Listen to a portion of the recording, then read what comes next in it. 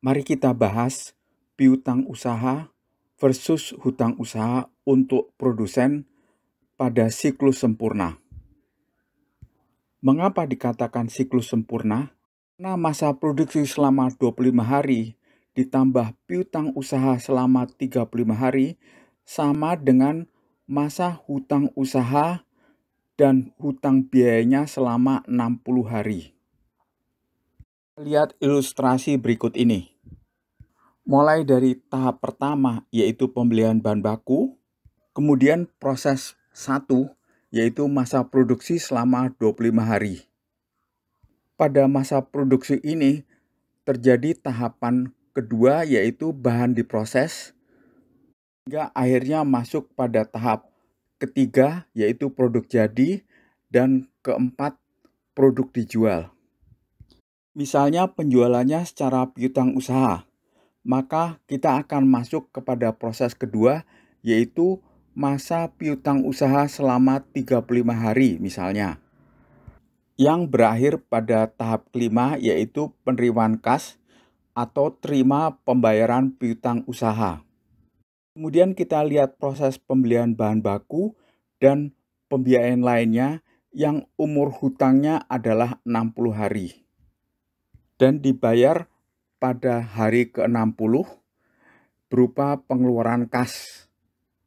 Nah, kita lihat jangka waktu penerimaan kas sama dengan jangka waktu pengeluaran kas. Jadi arus kas perusahaan tidak terganggu. Untuk membahas siklus tidak sempurna, kita lihat ilustrasi berikut ini. Pada proses pertama, yaitu masa produksi 25 hari, terjadi tahapan pembelian bahan baku, bahan diproses atau produksi, tahap ketiga adalah produk jadi, dan tahap keempat adalah produk dijual. Kemudian proses kedua adalah umur piutang usaha selama 35 hari untuk sampai kepada tahap penerimaan kas atau menerima pembayaran piutang usaha. Bandingkan dengan proses hutang usaha dan hutang biaya yang umurnya adalah 40 hari, di mana harus dilakukan pengeluaran kas untuk pembayaran hutang. Jadi ada gap berupa kekurangan dana selama 20 hari. Jadi artinya dalam siklus bisnis ini kita kekurangan modal kerja selama 20 hari. Jadi masa produksi selama 25 hari ditambah piutang usaha selama 35 hari lebih besar dari masa hutang usaha dan hutang biaya yang selama 60 hari.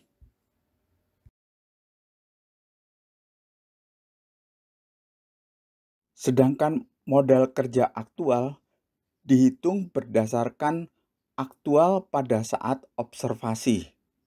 Formulanya sama, yaitu piutang usaha dan inventory dikurangi hutang usaha dan hutang biaya. Untuk perhitungan modal kerja aktual ini, kita harus menghitung modal kerja berdasarkan umur hari yang seharusnya terjadi sesuai dengan kebijakan perusahaan dalam kondisi normal. Formulanya adalah sebagai berikut. Piutang usaha sama dengan umur hari piutang usaha dibagi 360 kali penjualan. Inventory sama dengan umur hari inventory dibagi 360 hari kali harga pokok penjualan. Hutang usaha sama dengan umur hari hutang usaha dibagi 360 hari kali harga pokok penjualan. Dan hutang biaya sama dengan umur hari hutang biaya dibagi 360 hari kali harga pokok penjualan.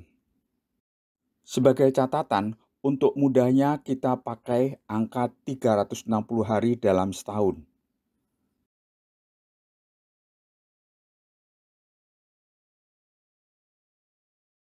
Pada perhitungan modal kerja proyeksi, kita akan membahas dua metode perhitungan. Metode pertama adalah modal kerja proyeksi dengan perhitungan sederhana, yang formulanya adalah angka modal kerja historis dikalikan dengan persentase perkiraan kenaikan penjualan untuk 12 bulan ke depan. Dengan catatan, umur piutang usaha, inventory, hutang usaha, dan hutang biaya masih tetap sama. Contoh, modal kerja historis sama dengan 5 miliar. Kenaikan penjualan diproyeksi 20%. Maka, modal kerja proyeksi sama dengan 5 miliar kali 120% sama dengan 6 miliar. Metode kedua adalah modal kerja proyeksi dengan metode arus kas, yaitu menghitung arus kas masuk dan keluar dari suatu siklus bisnis. Metode ini memakai pembukuan tunai atau cash basis dan dapat digunakan untuk melakukan proyeksi jumlah dan waktu kebutuhan dana, jumlah dan waktu pelunasan kewajiban atau hutang, dan dari mana sumber dananya. Metode arus kas ini sangat dianjurkan karena sangat rinci sekali data-datanya.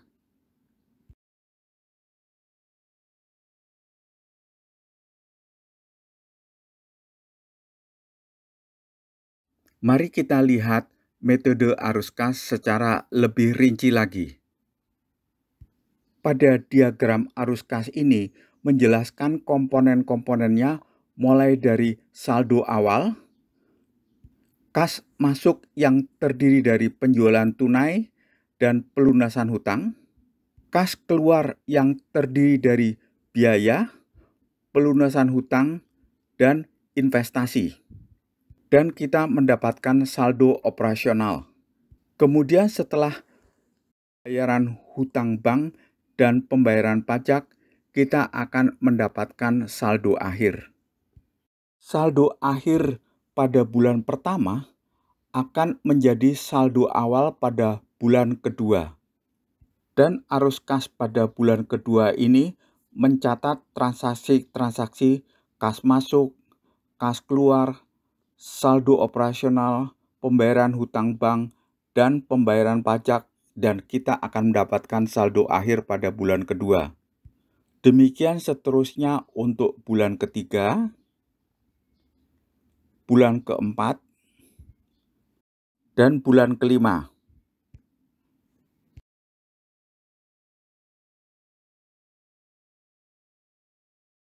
Dengan metode arus kas ini, kita dapat secara rinci melihat jumlah dan umur piutang, jumlah dan umur hutang yang akan mempengaruhi saldo akhir tiap bulannya. Saldo akhir ini harus dijaga agar tidak negatif.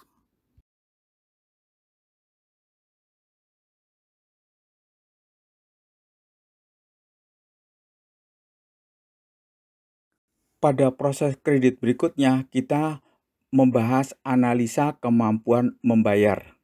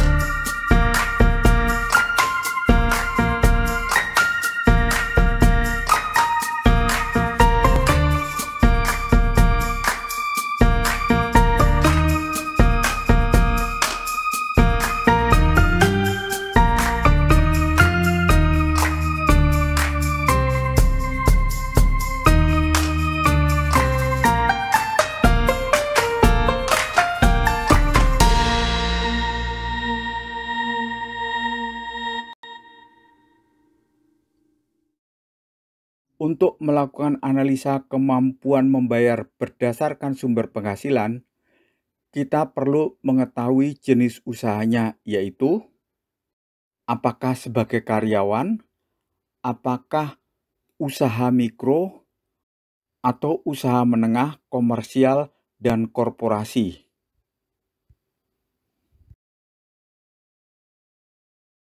Mari kita mulai dari membahas analisa kemampuan membayar untuk kredit karyawan. Misalnya simulasi perhitungan pinjaman baru. Jumlah pinjaman adalah 15 juta, tenor atau jangka waktu kredit adalah 3 tahun, dan angsuran sebesar Rp500.000. Kemudian dilakukan simulasi perbandingan angsuran dan penghasilan. Misalnya penghasilannya adalah Rp3 juta per bulan. Angsuran saat ini ada Rp0 karena tidak ada pinjaman bank lainnya. Angsuran pinjaman baru sebesar Rp500.000. Total angsuran dibandingkan penghasilan sama dengan Rp500.000 dibagi Rp3 juta. Hasilnya adalah 16,7%. Artinya, karyawan ini masih mampu membayar berdasarkan tabel kriteria di bawah ini, yaitu untuk penghasilan di bawah 10 juta, maksimum angsuran dibandingkan penghasilan adalah 30% dari penghasilan. Untuk penghasilan antara 10 juta hingga 30 juta, maksimumnya adalah 50%. Dan untuk penghasilan lebih dari 30 juta, maksimum angsurannya dibandingkan penghasilan adalah 70%.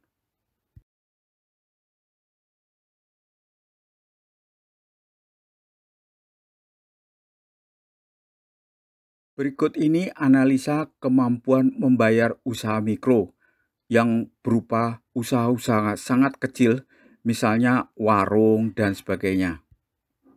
Jumlah pinjaman adalah 50 juta. Tenor atau jangka waktu kredit adalah 2 tahun. Jadi jumlah angsurannya adalah 2,5 juta per bulan. Untuk ini kita melakukan analisa secara sederhana untuk penghasilan selama 1 bulanan. Mulai dari penjualan per bulan adalah misalnya 27 juta. Harga pokok penjualan adalah 15 juta.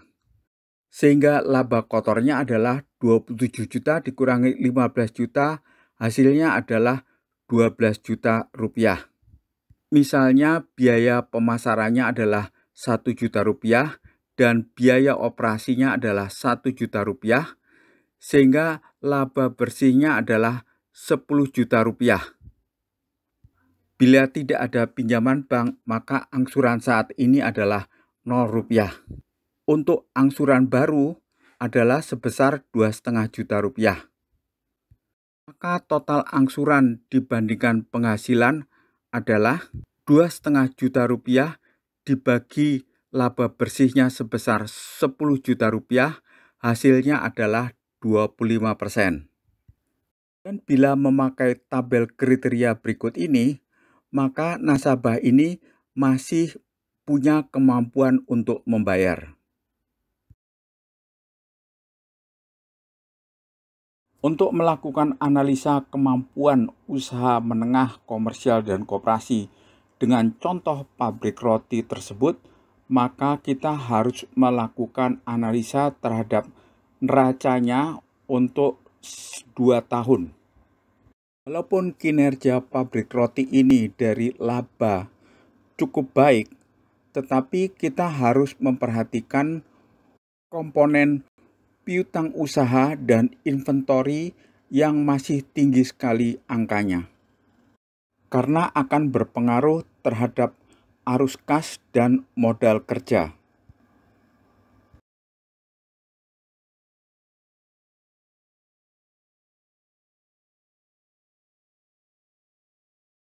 Kita juga harus melakukan analisa terhadap laporan laba rugi pabrik roti ini selama tahun 2020 dan tahun sebelumnya 2019. Kita lihat persentase laba kotor, laba operasional, laba prapajak, dan laba bersih. Persentasenya tidak banyak berubah selama 2 tahun ini. Pada analisa rasio keuangan yang telah kita bahas secara rinci pada modul sebelumnya, untuk analisa rasio keuangan pabrik roti ini, maka kita mendapatkan tabel rekapitulasi dari rasio-rasio tersebut. Yang kesimpulannya, perusahaan pabrik roti ini sehat, hanya perlu perhatian pada umur piutang usaha dan umur inventory. Untuk analisa kemampuan membayar usaha menengah, komersial, dan koperasi, kita dapat melakukan perhitungan secara sederhana dengan metode laba operasi, yaitu analisa kemampuan membayar dari data neraca laba rugi, mulai dari penjualan, harga pokok penjualan, laba kotor, biaya operasi, biaya umum, dan kita mendapatkan laba operasi. Yang dilihat kemampuan arus laba operasi untuk membayar angsuran bank. Intinya, berapa kali laba operasi bisa membayar biaya angsuran bank? Yang formulanya adalah laba operasi dibagi biaya angsuran bank. Standarnya adalah mengusahakan kemampuan laba operasi mencapai minimal sekitar 1,5 kali sampai 2 kali dari biaya angsuran bank. Dengan catatan, jika ada kebutuhan lain mendesak seperti pembelian mesin atau tambahan modal kerja, maka arus kas harus dikurangi dulu biaya-biaya tersebut di atas. Agar lebih rinci lagi, analisa kemampuan membayar dilakukan dengan metode saldo arus kas, terutama secara bulanan, baik sebelum menerima hutang bank dan sesudah menerima hutang bank. Dan harus diperhatikan saldo akhir tiap bulannya harus tetap positif.